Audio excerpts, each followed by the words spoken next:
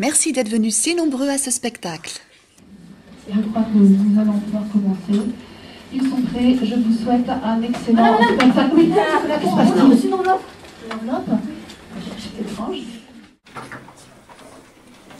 Paris, Europe occidentale, 7 juin 2008. 10h, Central European Time. Un professeur de chimie tient un groupe de parents et d'enseignants en otage dans sa salle de chimie. Vous devez neutraliser les produits chimiques sur les lieux, tout en divertissant les otages. Ceci est une mission possible. Si vous l'acceptez, passez le message codé à vos agents. Ce CD ne s'autodétruira pas dans 5 secondes. 5, 4, 3, 2, 1.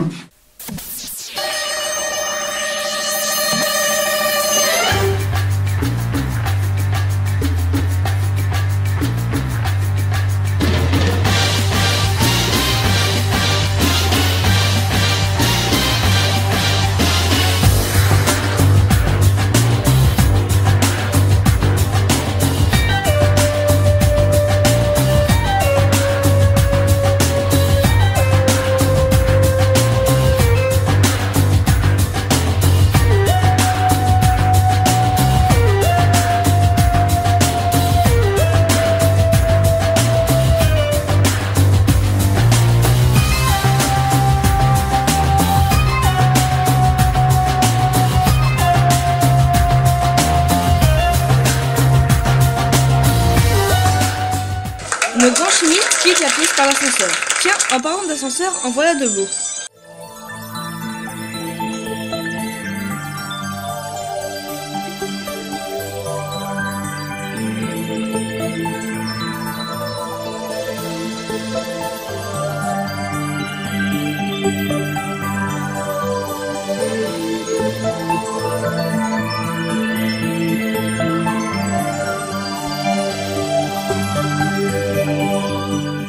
Avez-vous déjà vu un Erlenmeyer avaler un œuf dur, tout rond, sans le mâcher? Non, évidemment.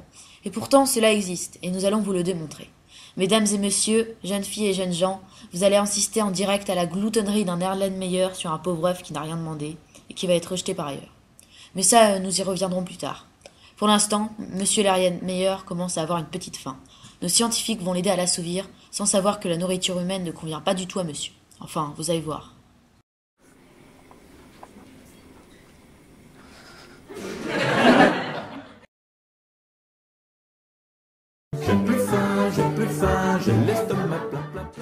L'œuf est entré. Ok. À présent, un génie va sortir. Depuis de longues années, on affirme et on le redit. Les génies n'existent pas. Pourtant, je connais 2 personnes qui m'ont prouvé que ces êtres miraculeux existent en dehors de notre imagination. Ces 2 scientifiques vont résoudre aujourd'hui devant vous le mystère de l'existence des djinns. Applaudissez bien fort Cédric et Jean-Baptiste.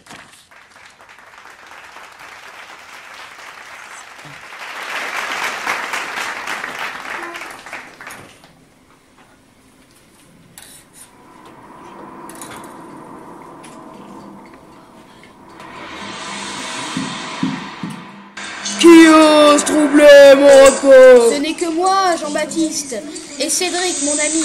Nous t'avons réveillé, ô grand génie, pour montrer à ces braves gens que toi et ceux de ton sang existent bel et bien. Peux-tu accomplir un miracle pour prouver à ces personnes ta puissance infinie?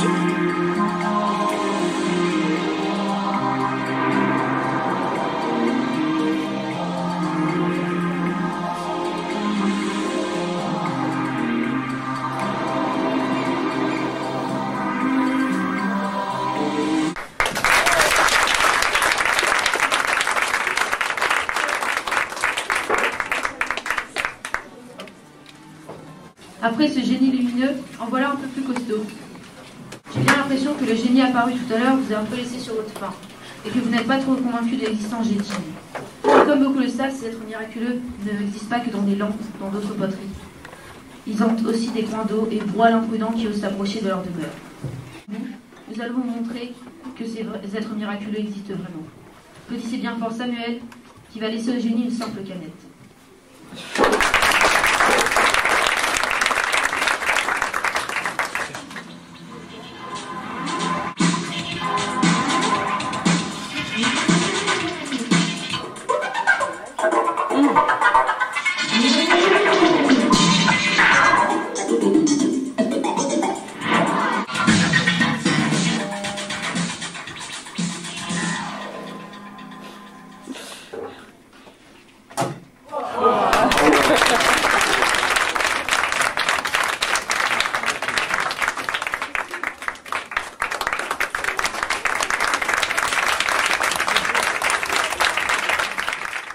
Passons aux choses sérieuses. Après le coca, le whisky. Et son plus fidèle adepte, le capitaine Haddock.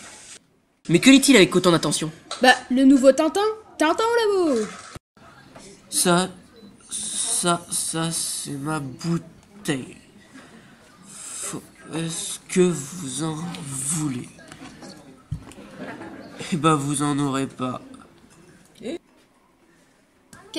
Capitaine, ah non, ça suffit avec le whisky. Vous avez vu dans quel état vous êtes? Ah, faut arrêter de dire que je bois trop. J'en suis qu'à ma 5e bouteille. Ah non, donnez-moi ça.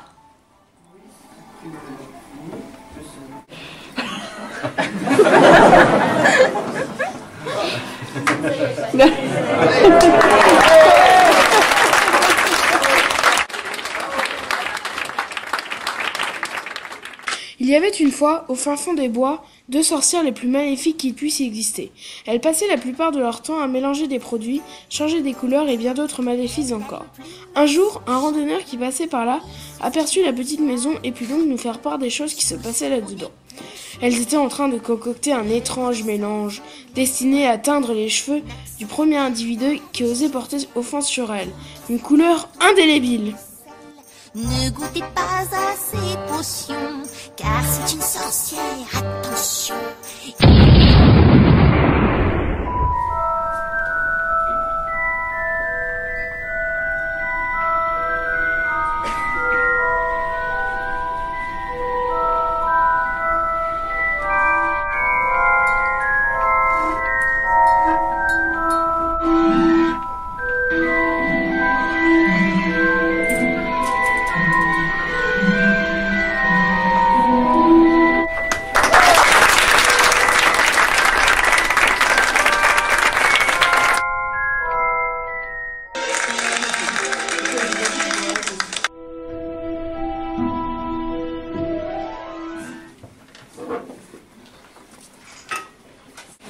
Salut Jar. Ah, on a reçu une matière, tu vas voir, c'est trop bien. Ah ouais? Ouais. Bon, on va chercher quelqu'un dans le public pour l'essayer. Vas-y. Fais une boule, monte-là. Allez, fais chaud. Allez, serre. Serre, sinon ça va couler. Allez. Appuie, voilà. Non, lève les mains. Lève les mains. Lève plus. Fais une boule. Appuie-tu. On va que ça coule, attention. Bon, bah, on remercie madame qui nous a aidés.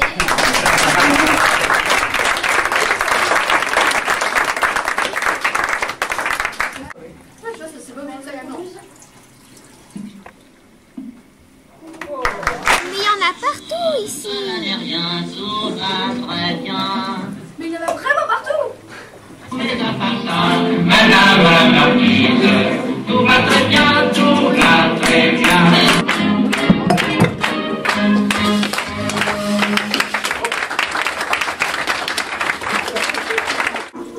Madame la marquise qui semble un peu en colère, qui semble se faire à tout nettoyer pour faire place nette à monsieur Lerlet qui semble souffrir d'une indigestion.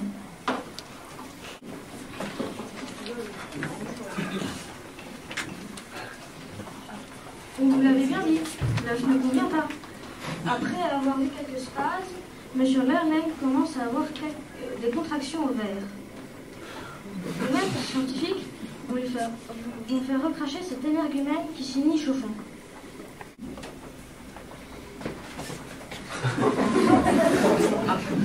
Mais quelle idée aussi de mettre un œuf dans un Erlen. Vous n'allez pas lui faire une piqûre quand même. Non. Eh ben s'ils le font. Ça va pas marcher. Non mais je suis sûr que voilà. Ça va pas marcher, j'en étais sûr. Allez. Comme vous voyez, c'est bourré. Hein, il pense qu'il va sortir. Il arrive.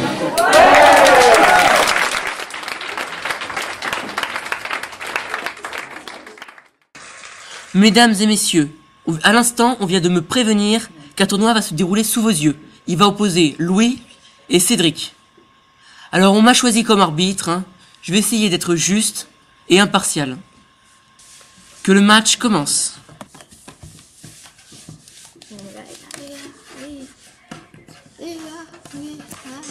On verra bien qui gagnera. Bah c'est évident, non, c'est moi qui vais gagner.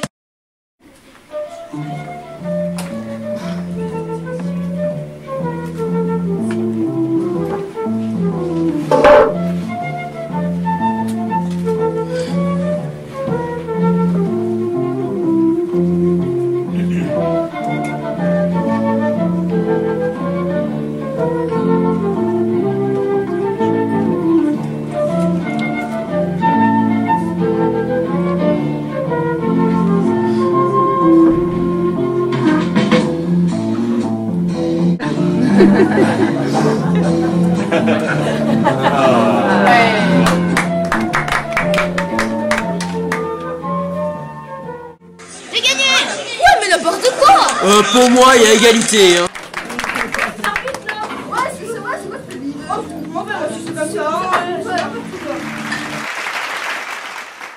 À cause de nos chers compétiteurs qui ont mis de l'eau partout, des marins sont crus chez eux.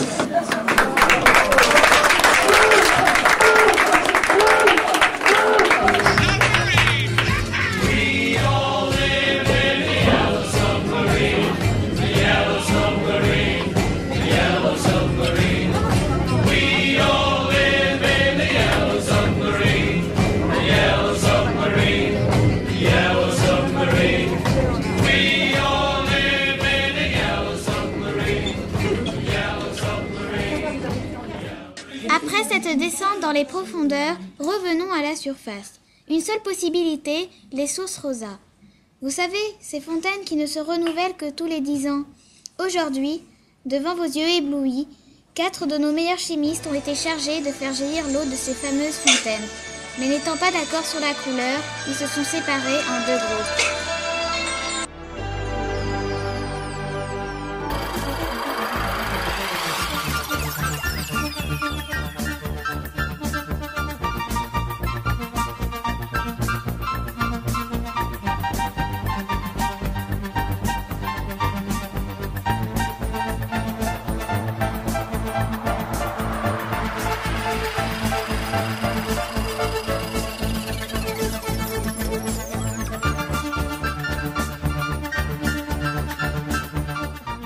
Les 4 chimistes précédents maîtrisaient l'eau, mais 2 autres chimistes, vexés, veulent montrer qu'ils ne sont pas en reste.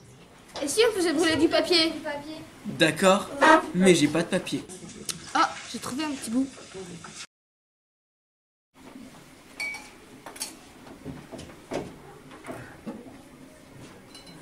Attention.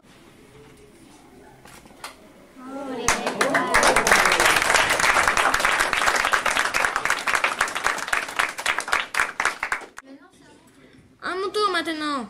Ouais, mais j'ai plus de papier. On n'a plus de papier? Non. Bon. Est-ce que quelqu'un aurait un billet de 20 € pour...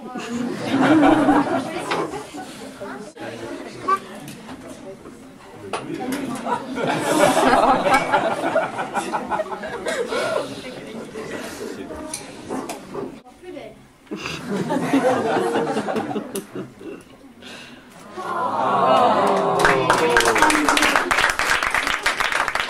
Pas faux.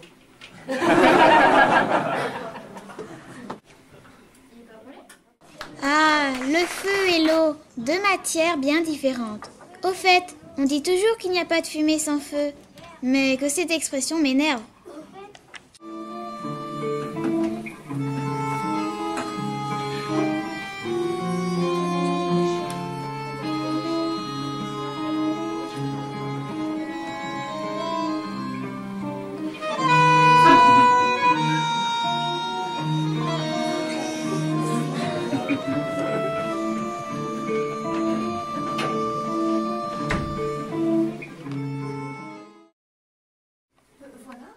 La fumée a traversé le verre.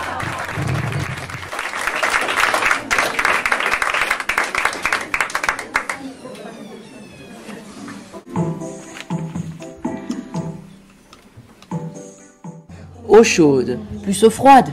Quel sera le résultat? Haha.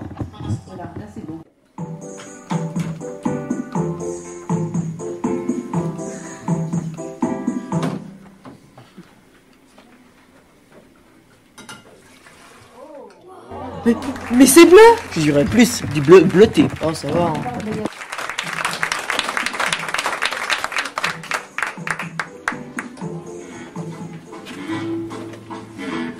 Oh non, un fameux bricoleur, peut-être en amateur, il déjeunait avec nous, il dévorait d'un coup sa soupe au vermicelle. On voyait à son air féroce qu'il tombait sur un os, mais on n'osait rien dire. Et puis la seule chose qui compte, c'est l'endroit où est-ce qu'elle tombe. Il y a quelque chose qui cloche là-dedans. J'y retourne immédiatement, j'y retourne immédiatement.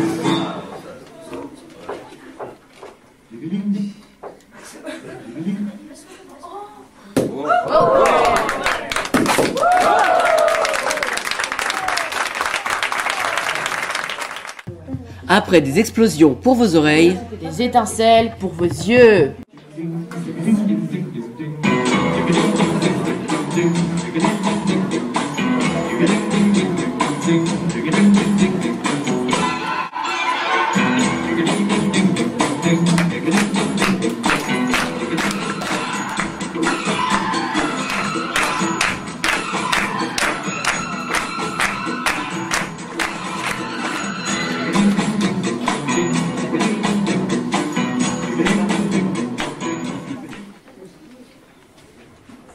Mais que se passe-t-il? De l'eau dans des pots de yaourt à l'envers. C'est bien étrange tout ça.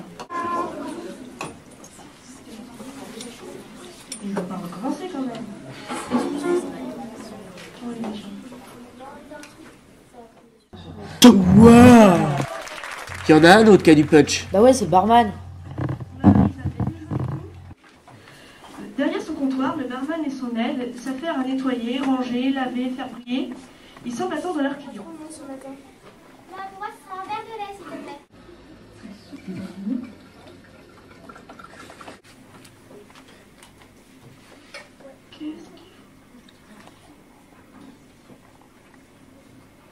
Et voilà, un verre de lait. De l'eau, s'il te plaît.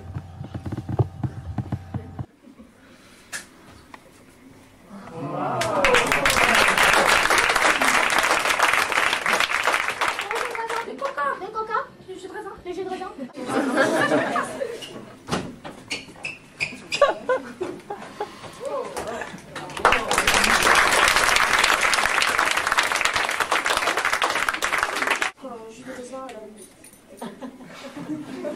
Qu'est-ce qu'il est, ces jus de raisin?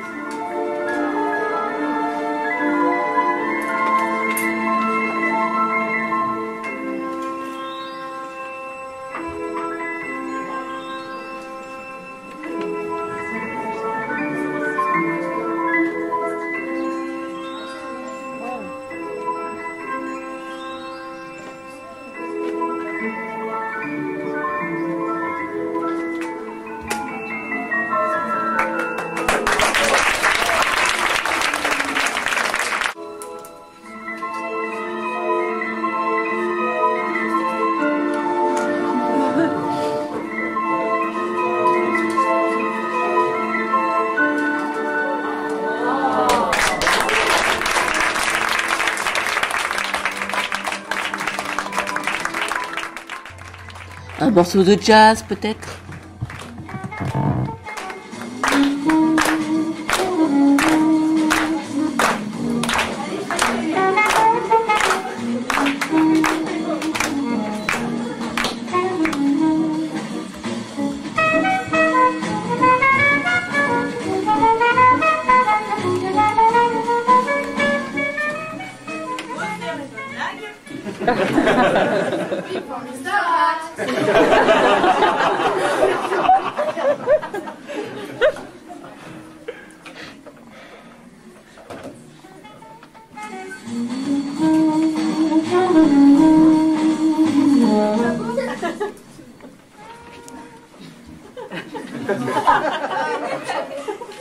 Quelqu'un veut essayer mon chapeau? Il y a de l'eau dans ton chapeau.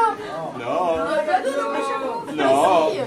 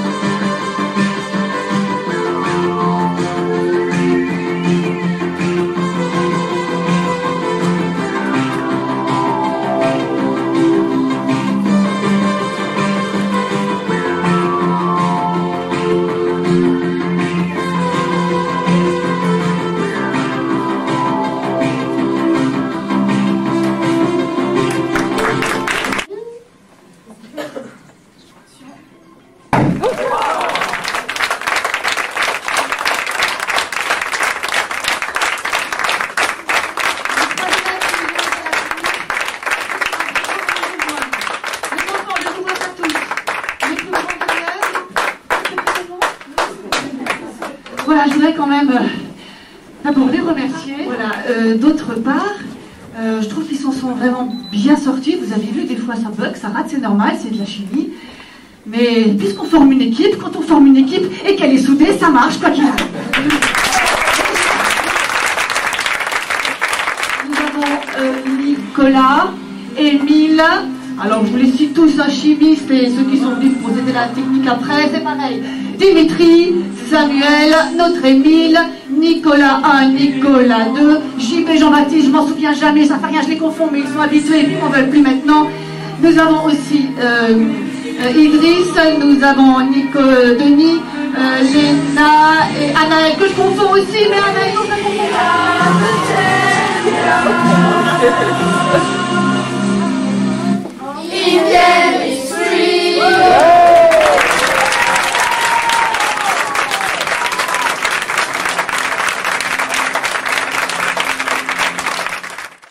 Vous êtes vraiment tête en l'air, madame. Oui, vous avez oublié Inès, Cédric et Louis. Merci à tous ces élèves et surtout, je crois, un grand merci à Madame Bullitt-Schneider, leur professeur. Merci à Monsieur l'inspecteur d'Académie qui est dans la salle, qui est venu admirer, comme nous tous, le spectacle. On ne nous avait pas menti, le spectacle le plus génial de chimie. Vraiment merci. Merci à vous, Madame Bullitt-Schneider. C'est vraiment formidable. Merci. Donc je voulais tout d'abord vous féliciter au nom de l'institution. Je suis quand même, je représente le rectorat, l'académie, et donc des professeurs comme vous, je voudrais les rencontrer tous les jours sur le terrain. Je voudrais dire que j'ai vu des élèves heureux, des élèves acteurs, des élèves passionnés. Et donc c'est avec des enseignants comme vous qu'on suscite de réelles vocations scientifiques. Et puis j'ai vu des parents enthousiastes. Et puis je voudrais dire qu'il n'y a pas seulement que la physique-chimie qui a été représentée ce matin grâce à Madame Bullitt-Schneider. Non seulement c'est la physique-chimie, mais c'est aussi le français avec les textes que les élèves ont écrits. C'est aussi le théâtre et les arts plastiques. C'est aussi le multimédia, l'audiovisuel. Et donc je voudrais dire qu'on est en plein dans les évolutions actuelles de l'éducation, de façon à faire de vos enfants des vrais adultes citoyen, responsable, averti, critique, qui argumente. Merci à vous, Madame Willy-Kneder, et merci à Madame...